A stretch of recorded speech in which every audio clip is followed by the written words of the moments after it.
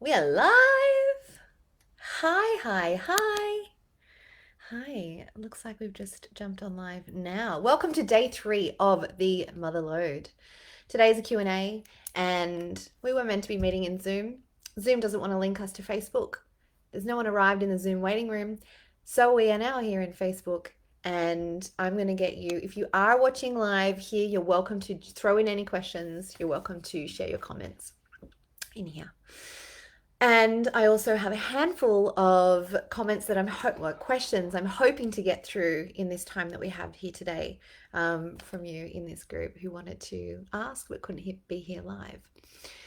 So I wanted this to be a space where you could bring up some of your recent scenarios or experiences that feel kind of tricky, that feel like there's not a lot of gold there, but you'd like to find some. And so I've got some great ones here that I'm going to jump in with today.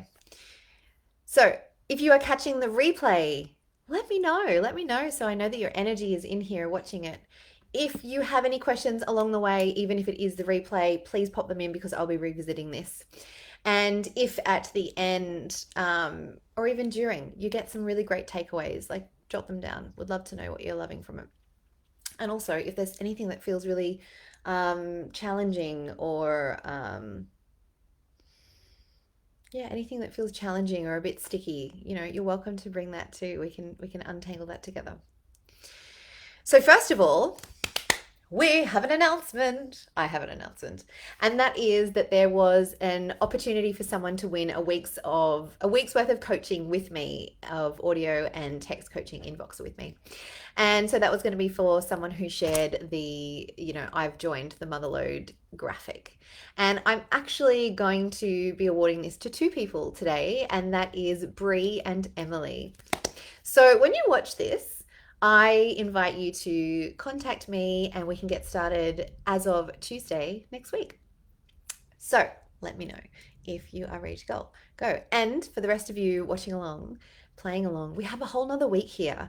And there is a huge, huge prize that I'm going to be offering. So this time, for the rest of the week, if you are willing to go all in, if you are willing to share what you're finding useful and helpful. If you're willing to bring forward anything that you're struggling with or any challenges to make the most of this time together, so we can find more gold in your motherhood experience. If you're willing to share and engage and, even promote the mother load, the more of that you do, the more points that you'll get, more little bonus brownie points you'll get. And I'll be choosing one person at the end of the week, so next Saturday, to claim a space in my 3-month group program that's coming up called Relish, which is actually, I'll share about this at the end of the session. So if you're not interested or if you don't have time to listen for it right now, you can continue with the Q&A. Just briefly, it'll be 3 months, diving a lot deeper into this kind of journey, traveling along with courageous other mothers who are open and willing to experience motherhood as an absolute gold mine. So we'll have 3 months together starting early next year. All right, let me jump in. I'm going to check my phone for any comments because it's a super big delay when it is through my computer. And I think we are good to go. Okay, so the first question that I'm going to dive in with, or the first kind of scenario, and I'm going to generalize these a little bit, okay, so that you can draw some parallels for yourself, perhaps.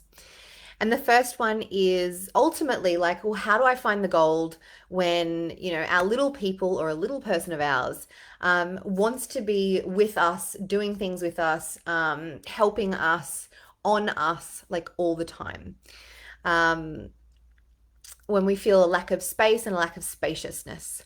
And in particular, this person who asked this question had used the terminology like being that her child wanted to be on her constantly. Okay. So I'm going to share a few little things of what may be helpful and what, if that was my experience, some of the things that I would do or play with or be open to experimenting with. And the first thing that comes to mind when I read this question was obviously, yes, oh my gosh, I feel you. And I'm sure we all do, right? But really, what stuck out for me was the word constantly. So now in NLP, neuro linguistic programming, of which I'm a practitioner, we use the term like universal quantifiers. Now, these words are things like constantly or always or never or every, like everyone, everything, or no, none. They're kind of like absolute language. Um, it's kind of like when you think, I have to do everything or it's all up to me. Um, I'll give you an example of how this played out for me in a minute. But just something that I would probably bring my consciousness to, my awareness to, is that when we're believing that we are constantly experiencing something because of the universal law of polarity, that actually is not going to be the case. So you will actually find that there are times when you don't have to do all of the things, or when your child isn't like constantly on you, or when you actually do have a little bit of space or spaciousness. And this isn't to point out like, oh, like, you're lying or like you're making a mountain out of a molehill or anything like that. It's just to bring some light to, our perspective. And sometimes this is why I see like mentoring like really bloody helpful. Being able to have someone to reflect back to you like, you're thinking this, but is that really the case? And it's kind of like what we talked about on day one, in that, when I was experiencing like, oh my God, my kid's so loud.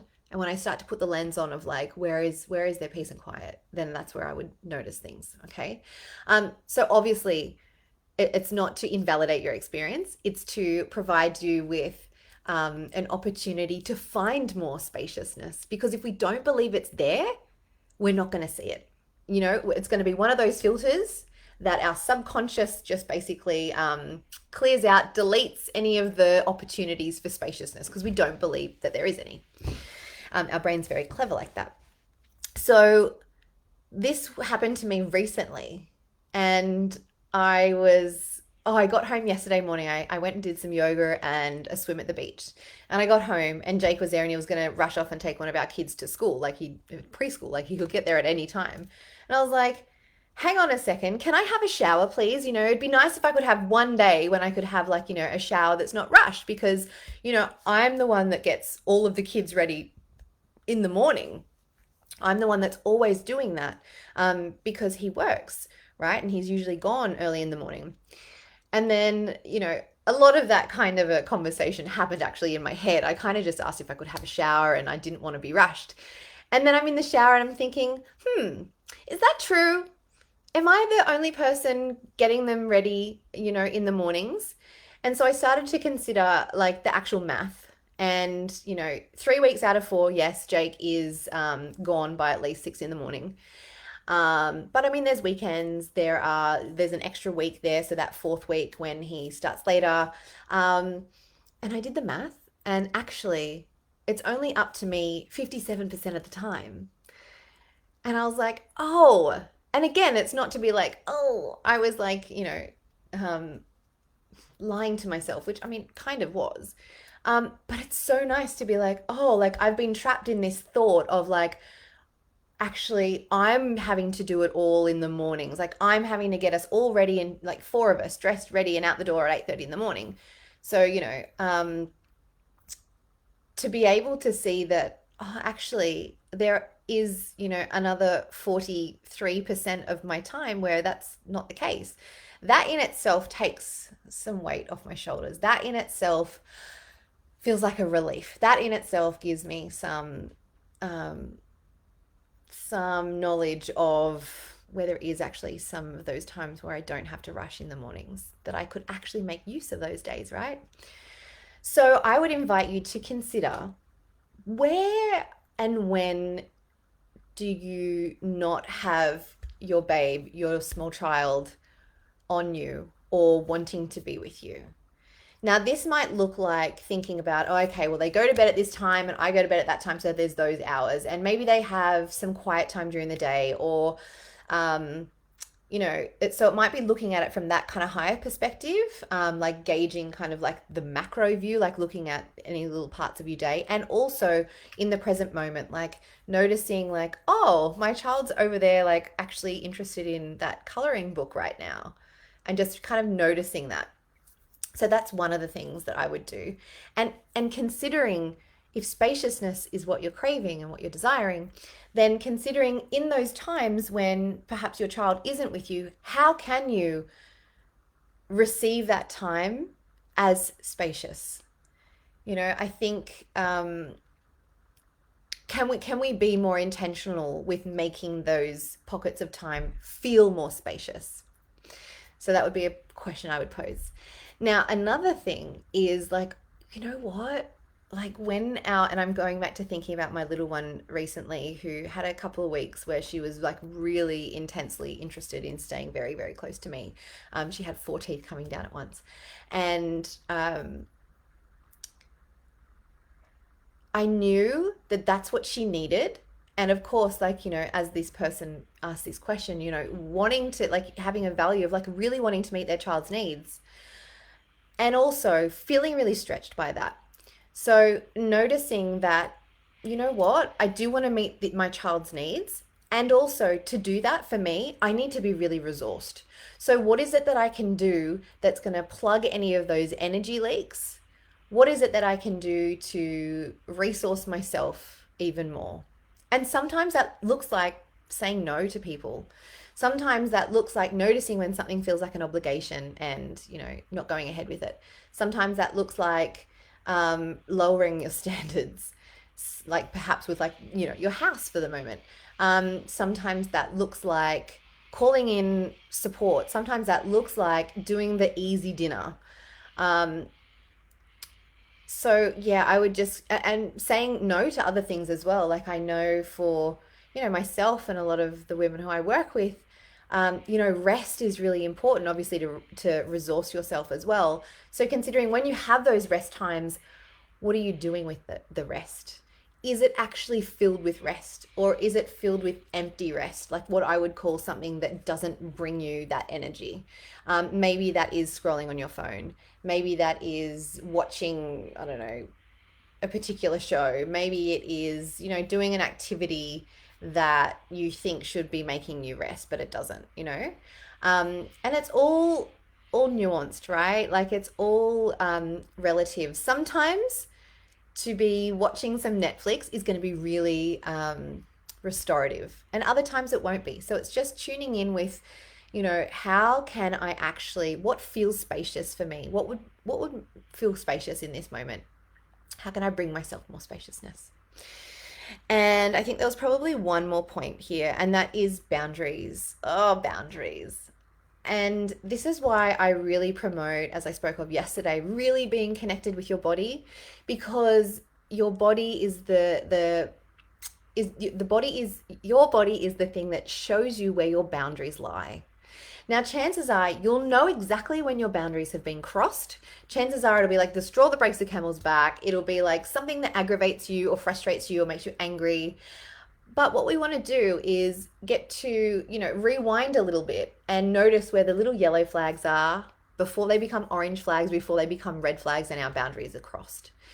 So it's going to look probably different on different days, depending on how resourced you feel, depending on a whole range of different things. So I would just invite you to continue to, foster that relationship with your body and bring some awareness back to your body. Maybe it is about some of those recalibration stations we looked at yesterday.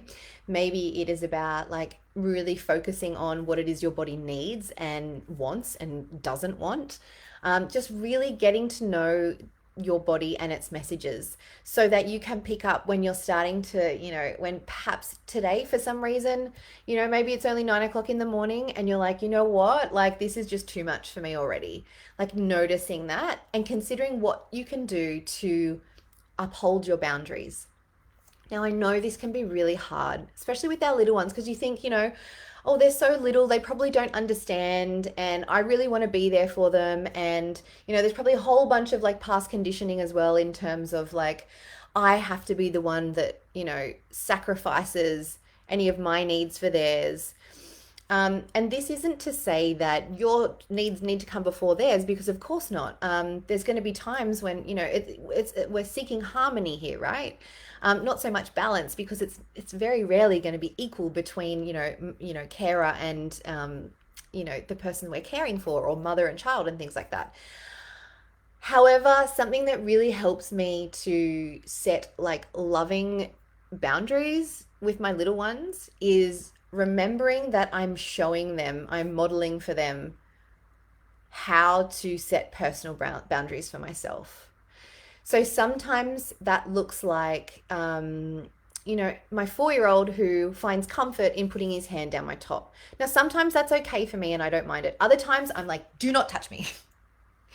And so that looks like having those kind of conversations. Yeah, and maybe he gets upset and I can still acknowledge that and I can still be with that. And, just as this person asked, I'm sure you've got um,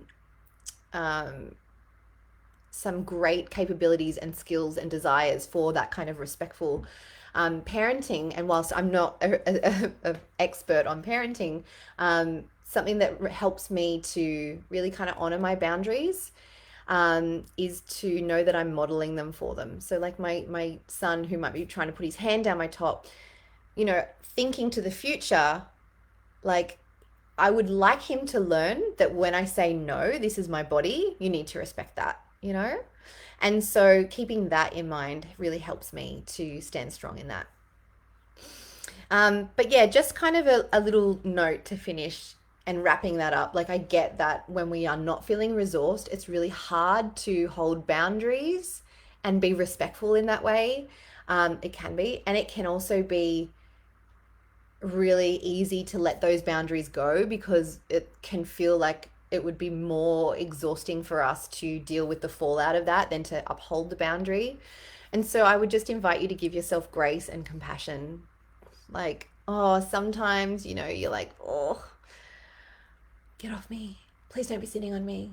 So maybe that is just about like really honoring what it is that you're experiencing and just doing whatever you can to love on yourself and doing whatever you can to feel as though you're resourced in that moment, knowing you're doing an amazing job. And I think just even the fact of you having this conscious awareness of it is going to be really helpful for you as well. Okay, so I'm going to move on to the next one, which is, let me choose. I've got 3 more to do, and if I don't have time to do them today, I might jump in with a live later on during the week.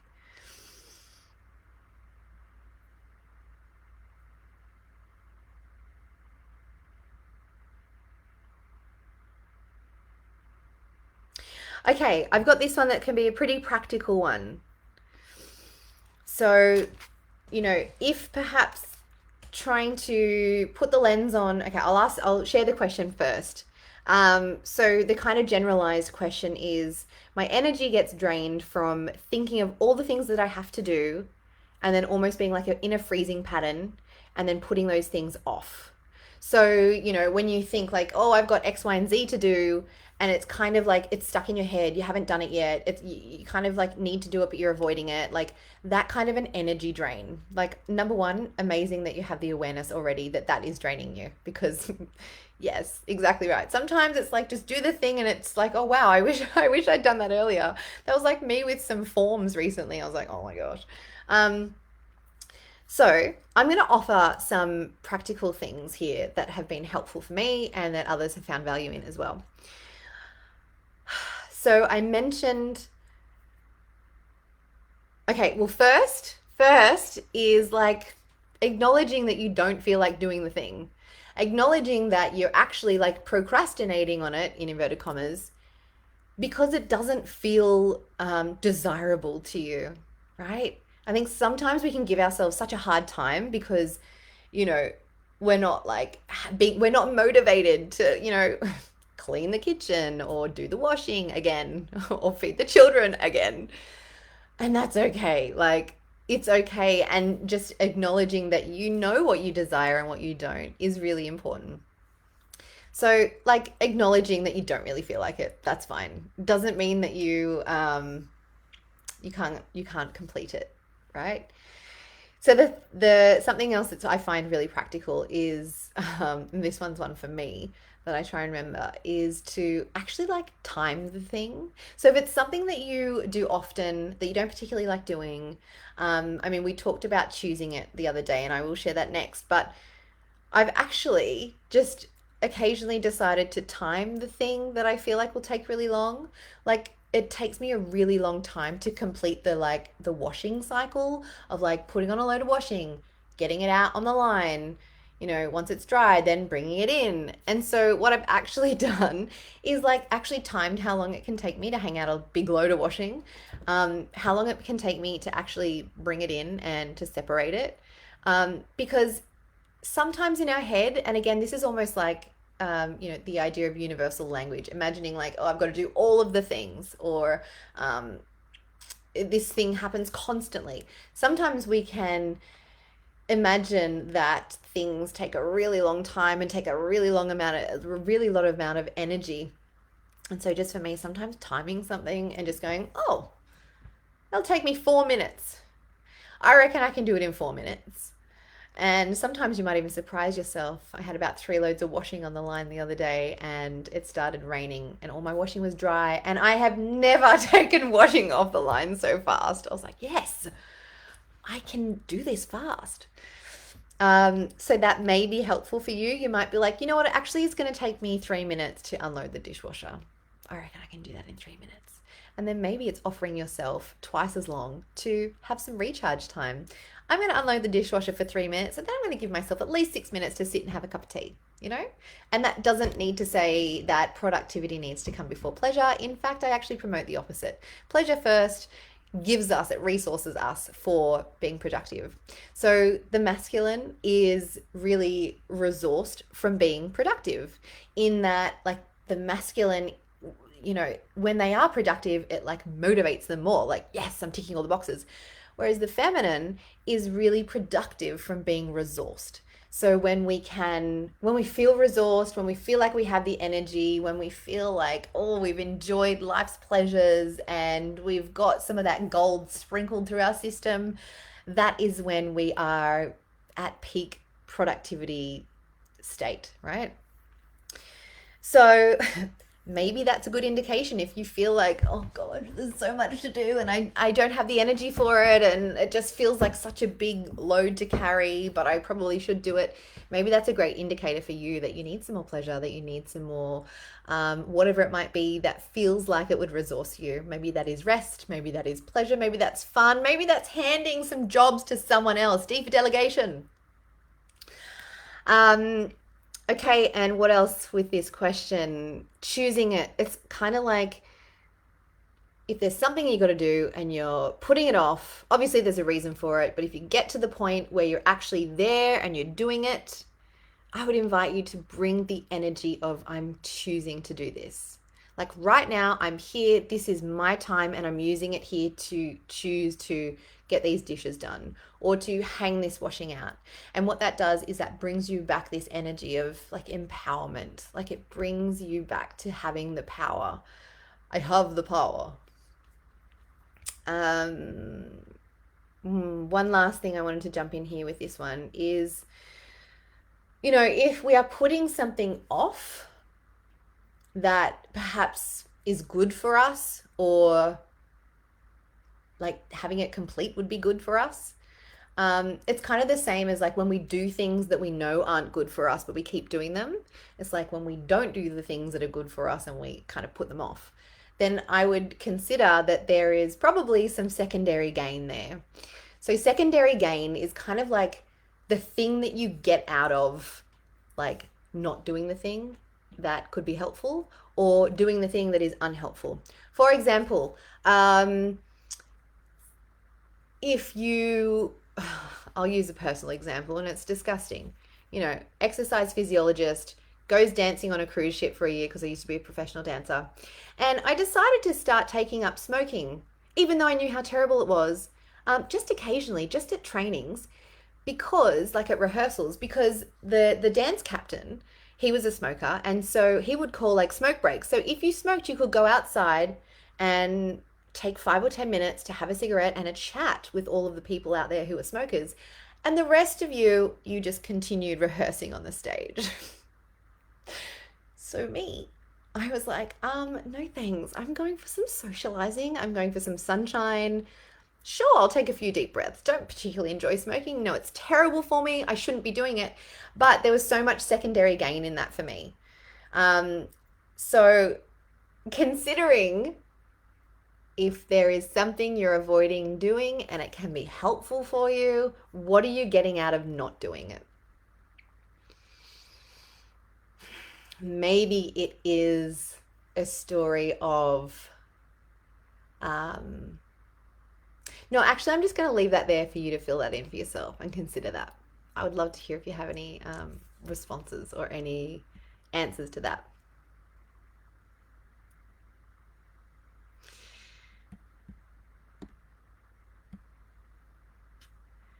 Okay, bear with me.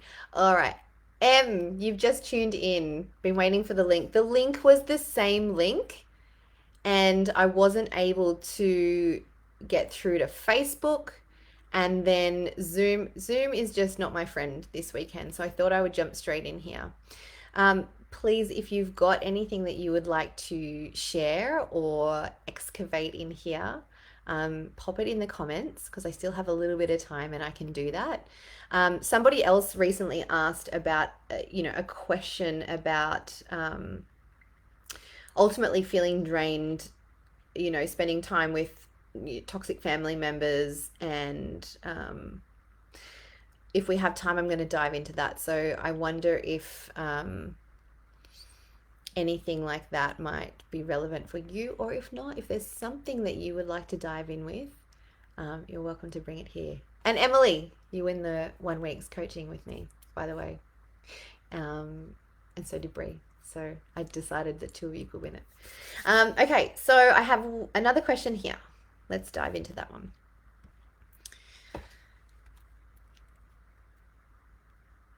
Okay, so this question is, being back on mat leave, like maternity leaves, I spend so much time with my kids, but it doesn't feel like I'm any more connected to them. Okay. I did a post on this recently, which said something along the lines of like proximity doesn't equal presence and presence doesn't equal reverence.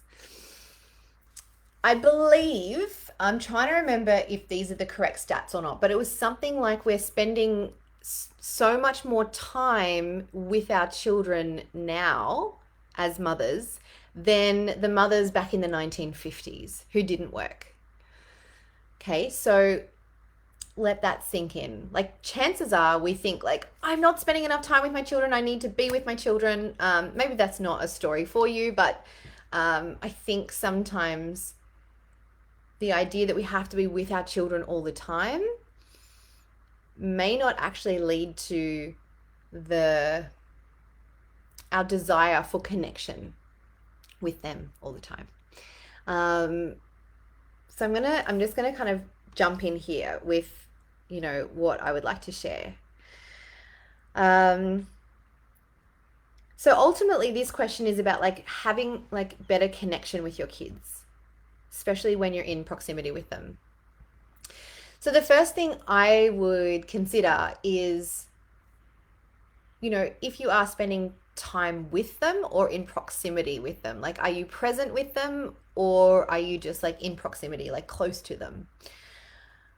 And if you are present, if you are in proximity with them, but you're doing other things and not actually able to connect with them in the sense that you are perhaps, for example, like cleaning and cooking, and, I'm just kind of generalizing here what might be happening if you're at home with kids. Considering what takes priority and why. And again, this isn't about like, you need to change your priorities. This is about like getting curious and kind of investigating and exploring what you feel as though you have permission for. So I think I did a live on this, like maybe like 2 years ago or something. And I talked about how, again, generalizing, that how like mothers can feel like almost like they can say, no, I can't spend time with you now, right now, kids. No, I can't play with you right now. I have to clean the house. No, I can't do this. I have to hang out the washing, or, fill in the blank. It's usually some kind of some version of like productivity. Maybe it's paying bills, maybe it's cleaning the house. And yet, we can kind of be like, well, of course I'm not spending time with you right now. I've got to do these things. And so that we wrap that up as a priority, right? So can we bring the same kind of permission and the same kind of energy to our kids in the sense of, I'm going to spend time with you right now, or even I'm going to do what resources me or brings me pleasure, because that's a priority too. Um, I'm feeling like I want to share here, like sometimes we don't need to be so hard on ourselves. Sometimes it's the micro moments that we spend with our little people that can bring deep connection. Sometimes it's like, a little bit of an eye gaze. Sometimes it's the couple of minutes it takes to change a nappy. Sometimes it is just like witnessing our children. And so there's a couple of pieces there I'm going to kind of expand on a little bit more. And it's something that I talked about recently in being at eye level with our kids. This is something that was shared with me by Anna Cusack in a podcast episode we did. And basically, like, yes, if you need to do the things that you need to do, can you have your kids in proximity with you? Can you have them at eye level with you? Right? Again, like proximity, presence. Can we have that connection? The difference between proximity and presence is connection, right? So it might look like doing things together and being at eye level with your children. That's going to bring you connection. What was the other piece there? Witnessing them.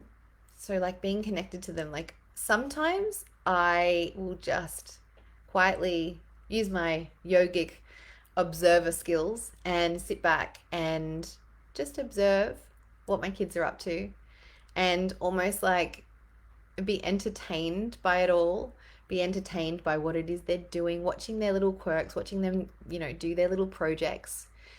And it's not this, forced, like I'm making myself play with them, but it is bringing yourself into their world and like noticing the gold throughout that, noticing like the little funny things that they do, or like getting curious and noticing how they're building something, or like what they're creating, or what they're drawing, what colors they're using.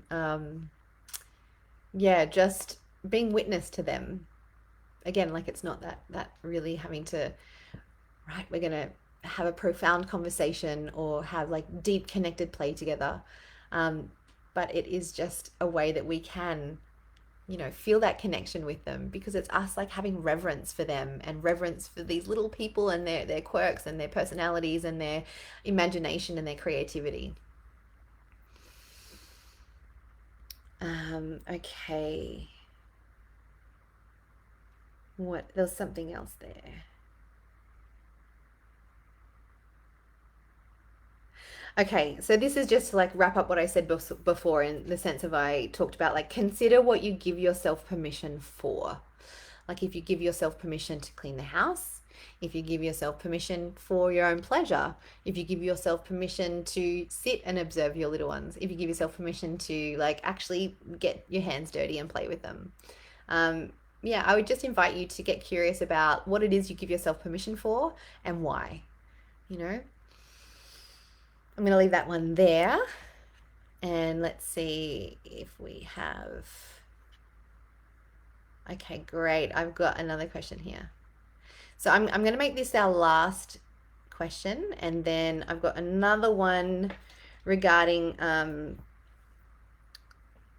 being with family members that kind of drain your energy. I'll save that as a live throughout the week together. Okay, so Let me just read this question. I'll see if I need to read it out word for word. Thank you for providing this great question.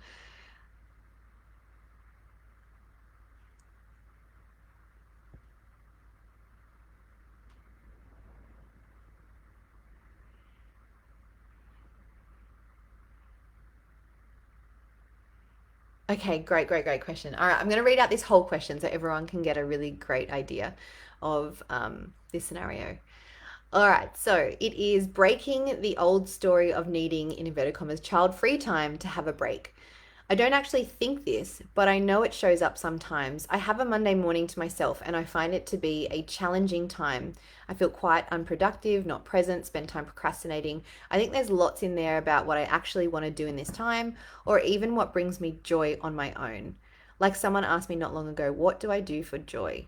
And I couldn't really answer it. Okay, I'm going to write a couple of notes and then I'm going to jump in with this one. Great question. I reckon everyone's going to love this.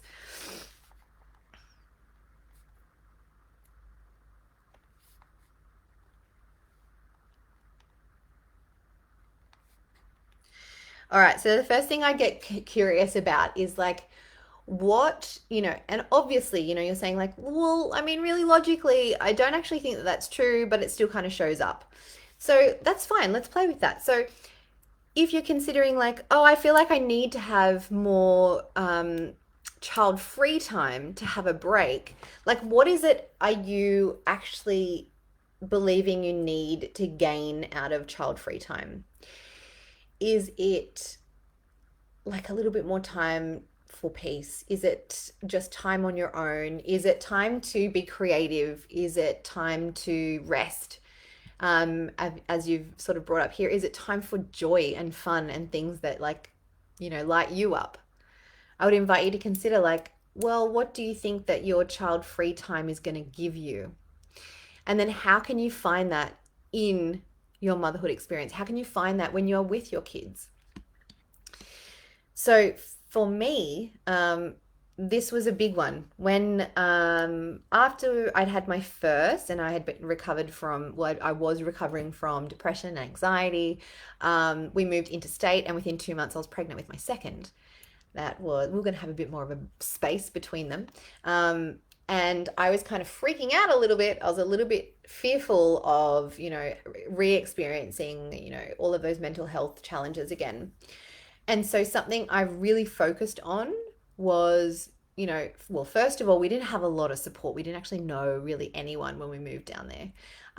My dad lived, over an hour away. But, we didn't really have anyone to lean on in terms of support. And yeah, I didn't have, particularly at that time, I had my kids with me all the time. All the time. See how I did that? All the time. I had my kids a lot of the time.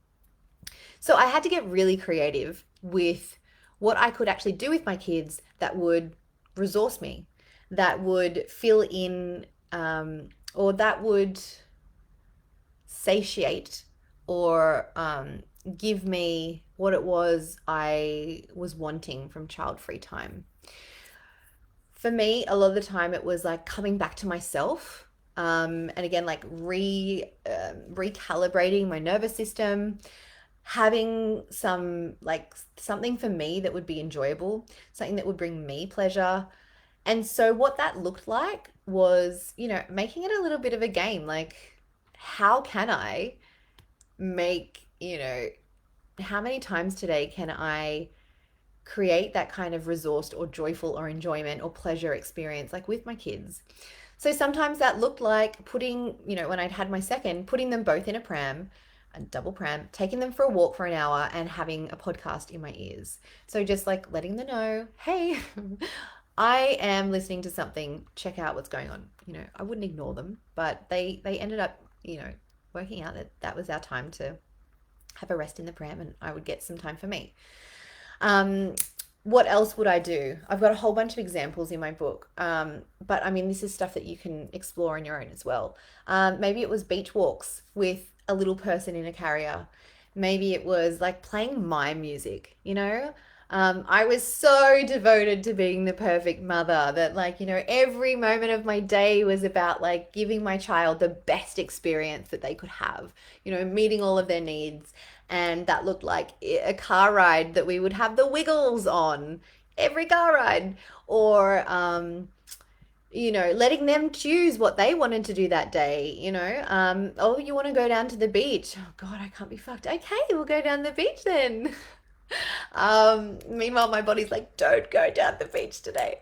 All of the things you've got to carry. So for me, that looked like, okay, we're going to play my music today. Like, I'm going to put on a playlist that I really like. So that might look like sometimes when I do have a bit of time putting some songs into a playlist of my favorite music.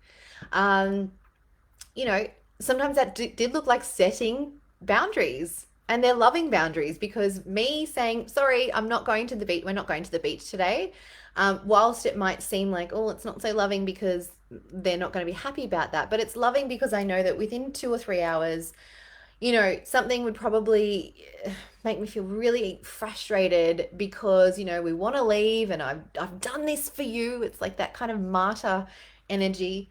So setting boundaries. What else would that look like? A big one for me was actually not using up I used to use up like nap time to do the things that needed to be done, I should say. I would use nap time to do the things that I needed to do to have the house running. So that looked like, washing and cooking and prepping and doing all that kind of stuff, the cleaning. And I just decided that I was actually going to do that in time when my kids were up and about, And again, it is responding to life. Sometimes, if they're teething or they're having a very sensitive day and they want to be with me, okay, well, maybe I don't, clean the kitchen that day, at that particular time. So for me, it was, if they are having a nap or if they're having some quiet time watching a movie or something, or even if they're just, 10 minutes in a coloring book, like I'm available to them. However, I'm going to do something that's going to resource me. And I think the other piece of this question is, and I call it flapping. I used to do this when I had like me time, and I would like spend the whole time like flapping around, like, what am I going to do? Or should I clean the kitchen? Or should I do this? Or should I go and like watch a show? Or should I just lay in the sun? Or should I like kind of get ahead and do some things around the house? And what really helped me make the most of my me time, or make the most of like nap times, or when kids are like kind of, in immersed in something else where I have a little bit more opportunity for me, I would, and again, this is like coming back to this connection with our body and our energy. I would be like, what would actually feel good? Because you know what? Sometimes listening to a yoga nidra, laying down, or watching some Netflix actually wouldn't feel good. Actually, what I wanted to do was tick some stuff off my list, or really, like, I don't know, clean the oven. Actually, I won't use that example. I don't think I've like ever cleaned the oven. I've always made it some kind of a mission for an end of lease clean, or ask a professional cleaner to do it. So let's take that one away. But maybe for you, you might be like, fuck, I'm going to clean the oven.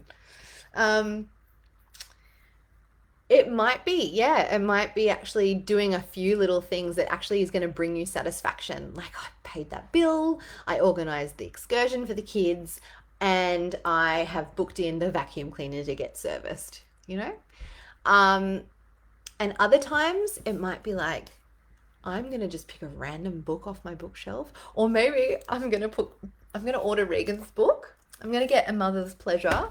And it would actually feel really nourishing for me to sit in the sunshine and maybe read a couple of chapters of that. And then, share with all my friends what I loved about it. Selfless plug there.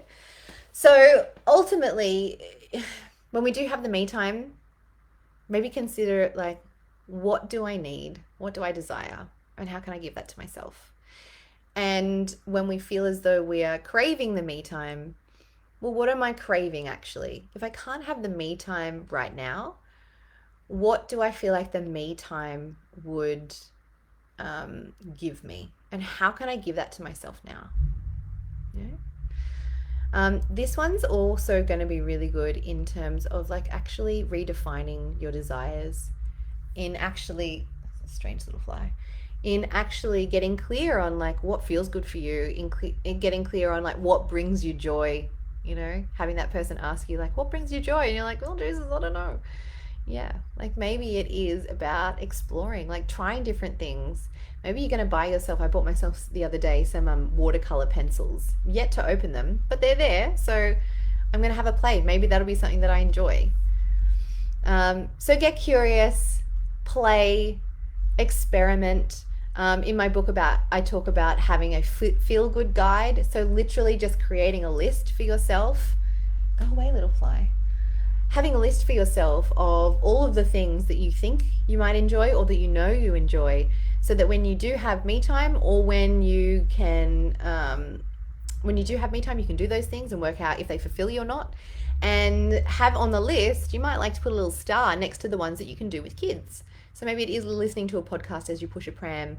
Maybe it is taking in a beautiful scenery and having a cuppa while there's a child napping in the car, for example. Maybe it is that you can have a read of a book while your kids are drawing outside with chalk on the pavement. Maybe it is, I don't know, you get the idea, right? So maybe it's about starting your own feel-good guide and going from there. Okay, yes, flapping I can resonate with. Thank you, all very helpful. Yes, listening to my body and exploring what brings me joy. Love that. There's so much we can do. I'm excited. We'll have some time together for a week to explore even more of that. Okay, I'm going to wrap that one up for now because I'm conscious of the time. And I do have another one that I'm going to explore during the week. And if anyone else would like to share a scenario that they'd like to find a little bit more gold in, you're welcome to bring it into this space. Please do. Make the most of this time. Enjoy it. And as I said, engage, share, do all the things, because I am offering a space in Relish. If you would like to finish up there and you're not interested in hearing about Relish, you're more than welcome to finish up now. I will briefly share what Relish is about because I'm feeling really excited about it. So Relish is a 3-month container with me, and we will be ultimately exploring and going a whole lot deeper, wider and deeper into this kind of a subject, this topic of really relishing motherhood. Like, not just being in proximity with our kids, not even just being present, but actually fucking relishing it. Like going like, there was so much gold in today. And even like having our energy generated from these moments, like resourcing us from being from relishing these moments. So ultimately the structure of it is going to be really aligned with mamas, because we're not going to be having a whole bunch of like regular lives. There will be some that I'll do in there. However, ultimately it's going to be like a collection of, it's almost like a private podcast, and you can pick and choose what you're going to be exploring. So there's going to be 3 different pillars, and they're based on different things. So one will be kind of like about body, another one will be kind of mind, and there'll be another one too around like purpose, or like if there's something, if you want to be like creating a business or getting into learning about doing something more creative. So ultimately you will have a vault or a database of all of these different little audios that you can listen to in your own time. And they're going to be things like, well, like we've explored today, like how do I actually enjoy the things that I don't enjoy and that I kind of need to do. So chances are that might be like a 20-minute audio that you can listen and bring some of those pieces into your day. See what works for you, get curious, experiment.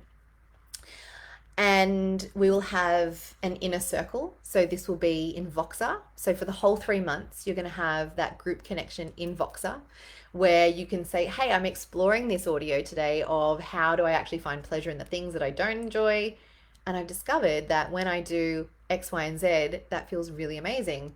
Or maybe it's a question to me of like, well, Regan, what do you do for this particular scenario? So there's that piece, and then there's going to be fortnightly coaching. So an experience kind of like this, except it's going to be in Zoom where you can interact and, ask your questions and we can bounce back and forwards. So that'll be happening in February. So we've got until February before we begin. And as I'm like so excited about this, I'm actually going to offer 50% off for the next 48 hours for anyone who wants to dive in with Relish. So that looks like getting in touch with me and letting me know you're interested, asking me all the questions that you have. We might even get together and have a cuppa and have a conversation about whether you feel like it's right for you, whether it's going to be a good fit. And you have the opportunity then to get the 50% off. You have the opportunity then to start like a really big long payment plan. So it's really kind of conducive to, you financially. And we're also going to start with some, pre-relish play closer to when it starts. So I am so excited for this, as you can probably tell. I'm also going to be having some masterclasses run by guests in there. So some of the things that I feel like I wouldn't be able to most best support people with, considering like it might be someone who's jumping in and sharing like how they have their household running a certain way that is actually brings them a lot of spaciousness and ease. It might be somebody who is sharing some things that is going to support them biologically and physically in a postpartum phase. So yeah, some of the things that I don't feel that I'm particularly expert at will also be shared in there as well. It's going to be an amazing community, and there's going to be so much gold. And just the fact that I think, when you consider postpartum is forever, but even if you consider having your kids from when they're born until they're 18, like to spend 3 months and really get a hold of a whole bunch of different skills and tools and, changing of your mindset to have that like foundation to change the rest of your motherhood experience. I mean, ultimately, 3 months out of 18 years is something like just over 10%. So, really, I just think to use that small amount of time and just change the whole trajectory of your motherhood experience, that feels so liberating and exciting for me. So I'm going to leave it there. Do ask me any questions that you have about Relish. And as I said, the more you can engage and share, promote on Instagram or Facebook, whatever works for you, then chances are whoever does that the most is going to end up with a space in Relish. So I'm leaving it there. I'm going to head off. I have a little birthday party for my niece right now. Thank you for joining me, and I will see you guys in the Facebook group for the rest of the week until next Saturday. Mwah! Bye for now.